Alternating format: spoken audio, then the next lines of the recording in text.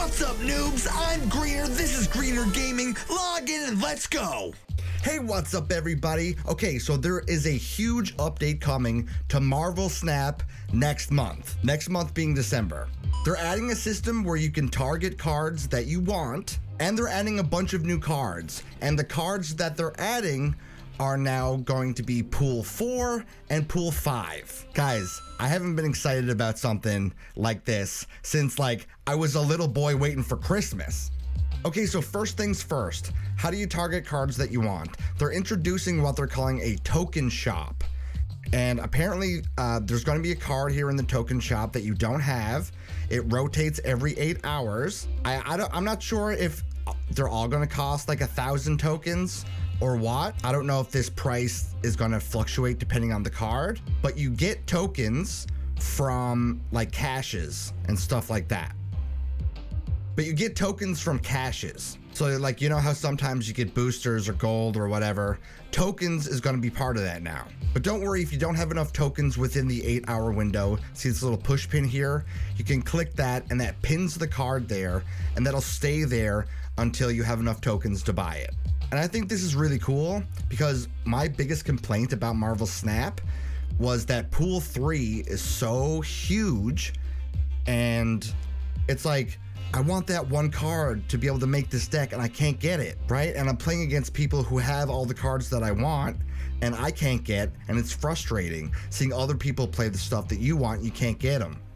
And now they're introducing a system where, you know, like I said, every 8 hours, you get a different card you don't have and you're like, oh, that's the card I wanted. And then you can buy it with tokens. And I think that is very smart on their behalf, and I can't wait for that system to be in place.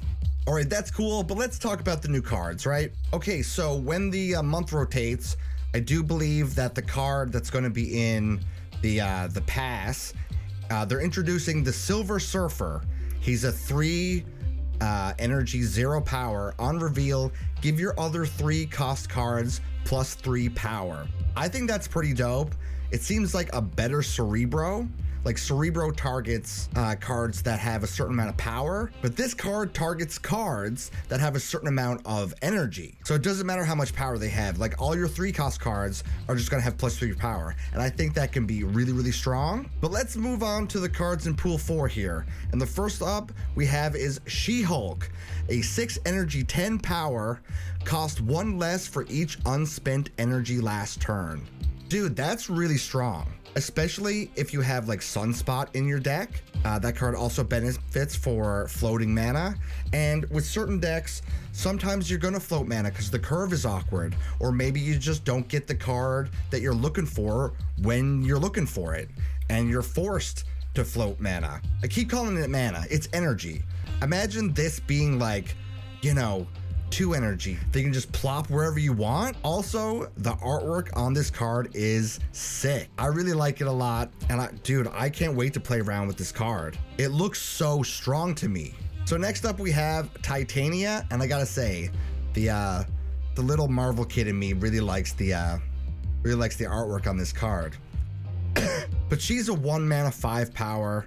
When any card is played at this location, this card switches sides. That's an interesting mechanic. So 1 mana 5 power is already really strong, right? The only stronger 1 mana card is Ebony Maw. He's a 1 mana 7, but he has a big downside too, where you can't play on the same tile anymore. So this, you play Titania, then they play a card, then your opponent gets Titania, then you play a card, then you get Titania back. And I think by the end of it, after a location is full, you end up with Titania, if my math is correct on that one. So interesting mechanic. I hope it doesn't backfire a lot. I can see like people cheesing you out of your Titania with like green goblins and hobgoblins and stuff just to fill up board spaces so you can't get her back, you know what I mean? Or debris. I can see debris being a problem. But yeah, I think it's cool. I think it's solid. Also, the artwork again is pretty sick. Following along, we got your boy Luke Cage here. He's a 2 energy, 1 power. Ongoing, your cards can't have their power reduced. So that's kind of cool. It's kind of like the Colossus buff that you're giving to everything. And he's like the answer to those tiles that like are -2 power, -3 power, stuff like that. You know what I mean? I don't know what happens though. Like if your opponent plays Scorpion and debuffs your hand, and then you play those cards on a tile with Luke Cage, do they get their power back, or can they just not be reduced from there? Like if they already have their power reduced, you know what I mean? I'm a little unclear on how that works, but yeah, I think this is a solid buff, and I can't wait to play it. All right, next up, Absorbing Man. He's a 4 energy, 3 power. On reveal, if the last card you played has an unreveal ability, this card copies it. So I think that's kind of cool. He's like the on-reveal version of Mystique, right? Mystique copies an ongoing ability that you last played, and this guy copies an on-reveal ability that you last played. Except he's way better statted, you know what I mean? Mystique has like zero power. At least he has 3 power. I'm trying to think of all the on-reveal stuff in my head right now, right? He's like a better Jubilee, potentially. He can follow up with White Tigers. You can use him as disruption for like an extra Scorpion or Iceman or Korg. Yeah, there's so many on-reveal cards. I can't think of them all right now. But yeah, dude, I think he's solid. Any card that has the potential of copying an ability has the potential to be really good, I think. Okay, next up we have Maria Hill, a 2 energy, 3 power. On reveal, add a random 1 cost card to your hand. She's just a better statted Agent 13. Pretty good if you're, especially if you're playing like a collector deck, maybe. You play Agent 13 on 1, you play Maria Hill on 2, stuff like that. Or if you're using, what's the card called? The Jet, right? Which makes all cards that didn't start in your hand cost 1 less. That could be cool. I think she's a solid statted card. Good for the curve, especially if you're playing like a Dino deck. This will be really good. And it's more fun than playing Sentinel, because Sentinel's kind of boring because you just get a copy of himself. And this potentially gives you like a better card. Like add a random 1 cost card to your hand. What if you get like a Sunspot? You know what I mean? That could be really spicy. Okay, next up, Agent Coulson, a 3 energy, 4 power. On reveal, add a random 4 cost and 5 cost card to your hand. So I feel like this is following the same vein as the previous card. With getting random stuff, RNG is probably not always going to be on your side, but I think it makes the game a little more fun. And this could potentially find you like other win conditions that you wouldn't have otherwise had. I mean, 4 and 5 cost cards, there's some pretty good ones out there. But with the random generated stuff, it's really hard to review it until you get to play around with it. But for what he is, like 4 power for 3 energy, already pretty good. And then you get bonus 4 and 5 cost cards in your hand.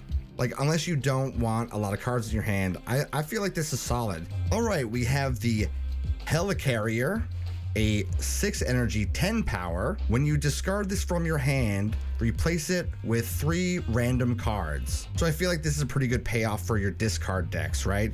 You discard this, and then you get 3 random cards in your hand, which could be good. They might not be good, but then maybe you play Hela and you get this back for 10 power at a random location. That seems pretty good to me. I like that there's like a consolation prize for discarding this, because maybe like you do need 10 power on 6, but you discarded this earlier. But hey, you got 3 random cards. Maybe you can make those work in a location. Again, RNG, but yeah, I don't know. I think this card's interesting, but I do think this is mainly going to see play in discard decks. Okay, next up we have M'Baku. He's a 1 energy, 2 power. If this is in your deck at the end of game, it leaps to a random location. So I think that's pretty cool. If you don't draw him and you need a couple of extra 2 power for free, you know, he pops right out of your deck and fills that spot. I think that's kind of cool. And I mean, if you do draw him, he's a solid guy to play on turn 1 if you need to. Like most 1-drops have 2 power, so there's no problem there. And sometimes at the end of a game, you're losing by like 1 or 2 power. And maybe something like this could help you close that gap. I'm not entirely sold that you want to make a card space for this, because there's probably better options, but it's still fun. Illuma, I'm assuming, a 4 mana 10 power. If you have another card here at the end of your turn, destroy this. He looks like he's underwater, so I'm assuming this is like the Atlantis themed cards like Namor. So yeah, this guy's a solo laner. I mean, for 10 power though, that's pretty good. You only want to play this in, I think, decks that have big stuff, because if a random card jumps to this location, you're gonna feel pretty bad for dealing 10 power. This is gonna feel especially bad if you hit like Central Park. Do you know what I mean? And then this is just sitting in your hand. You're like, I can't play this anywhere, because if another card's there, it's just gonna die.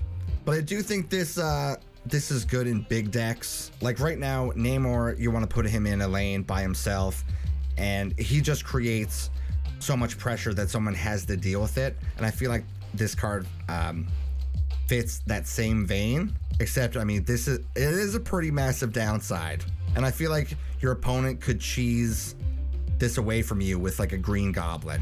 So I'm not too sure about this one, guys. I think it might be a little too risky. Okay, and the last card we have here in Pool 4 is Orca, a 6 energy, 9 power, ongoing, +5 power if this is your only card here. So again, this is like the Atlantean theme card. This is just a bigger Namor, really. But I think it's pretty solid for like the final turn. If you're really fighting hard for 2 other locations and you have like one empty location, and maybe you think the opponent's going to play for the weaker of your 2 locations, then you just pop this into the empty spot, and then boom, you get 15 power in a lane. I mean, that's pretty good. All right, so Series 5, or Pool 5 as we all call it, we got the big man himself, Galactus, a 6 energy, 3 power, on reveal. If this is your only card here, destroy all other locations. So this is World Ship on a stick.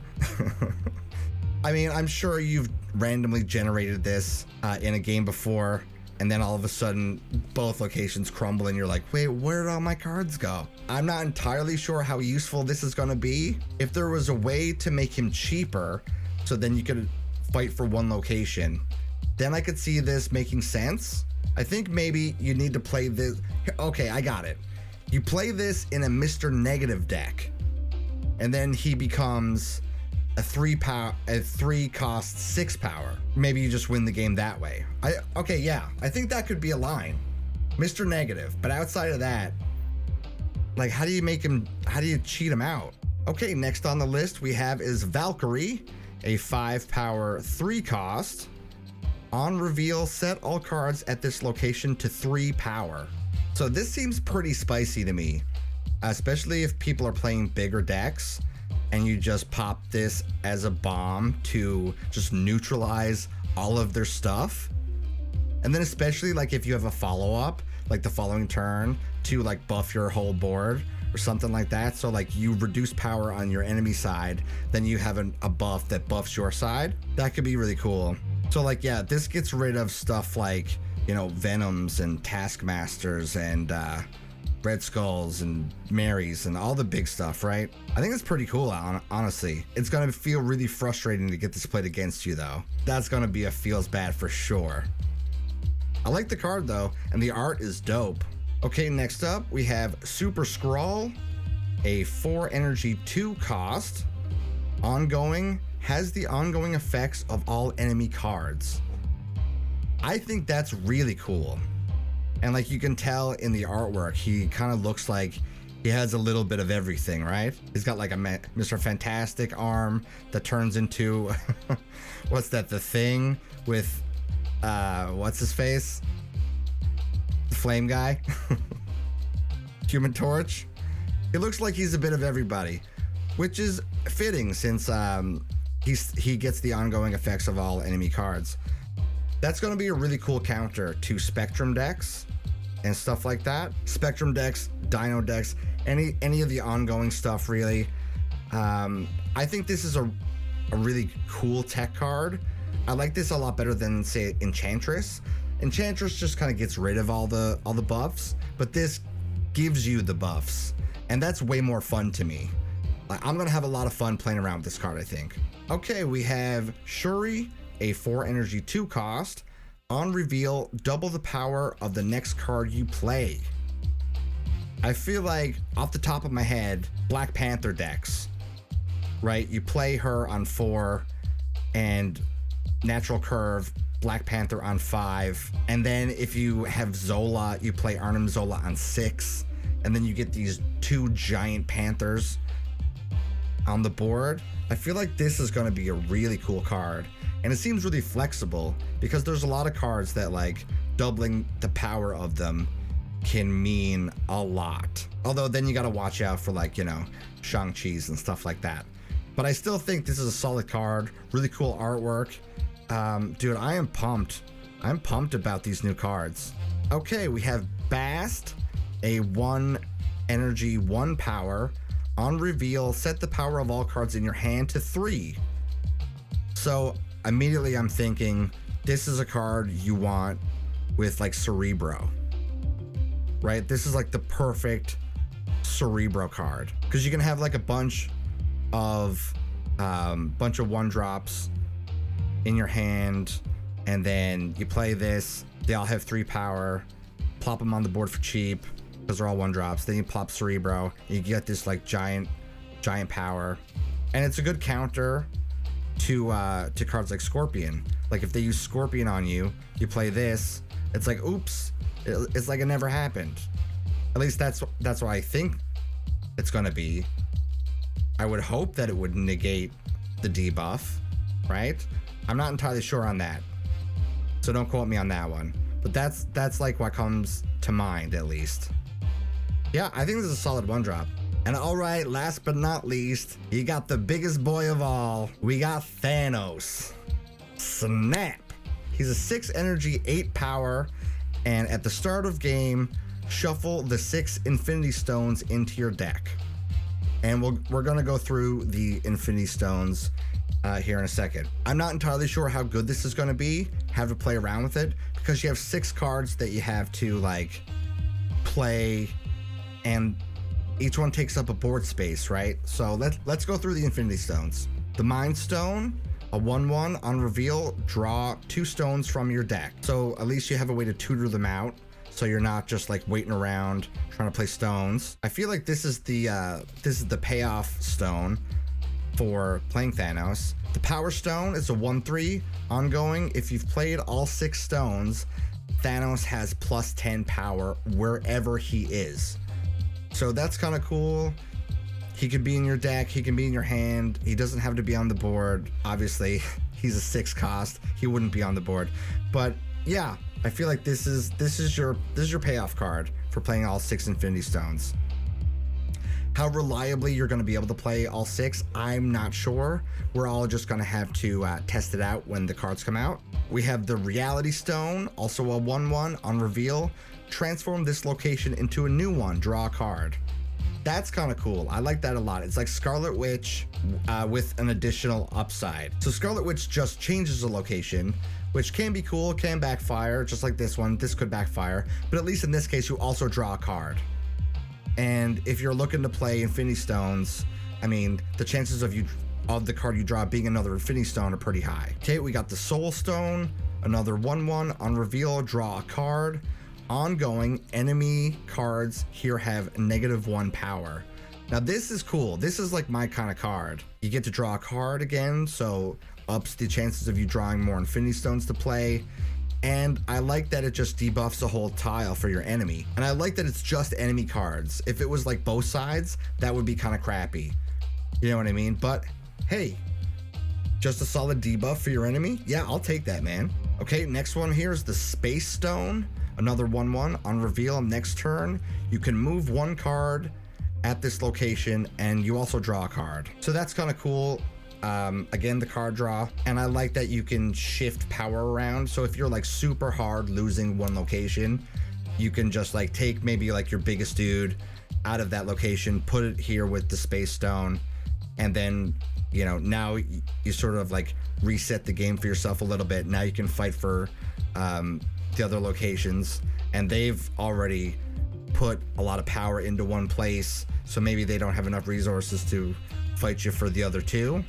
So I like that a lot. I think that's really cool. And the final stone is the Time Stone. Another 1/1 on reveal, gain +1 energy next turn and draw a card. I do like that all the Time Stones have draw a card. Well, almost all of them. That's really important. For like, you have to put an extra 6 cards in your deck at the start of game, right? So that makes your draws worse all the time. But the fact that you gain this draw card effect on all these stones is sort of mitigates that issue a little bit. I mean, the +1 energy is pretty cool. So maybe you get to play an extra stone the following turn, you know what I mean, with something else. Yeah, I think all the stones are solid. My only qualm is that, again, it's 6 extra cards in your deck that you have to draw and play to get their benefits. And like, they also take up board spaces, and a lot of them are 1/1s. So I imagine you're gonna need like wide board buffs in order to make Thanos work, because Thanos ends up getting +10 power. And I'm not sure like an 18 power unit is going to be enough to win you the game when all of your other locations are just, you know, a bunch of 1/1s. But who knows, man? I'm sure someone out there will make Thanos work, and then I'll be excited to try him out myself. Well, that's it for the update and card review. I'm really excited. I hope you are too. Dude, I'm so, like, anytime new stuff comes out in a game that I like, it's like, it's better than Christmas for me. It really is. Tell me what your favorite new card is in the comment section below. While you're down there, why don't you hit that like button, subscribe to the channel, click the notification bell, and anyway, GG.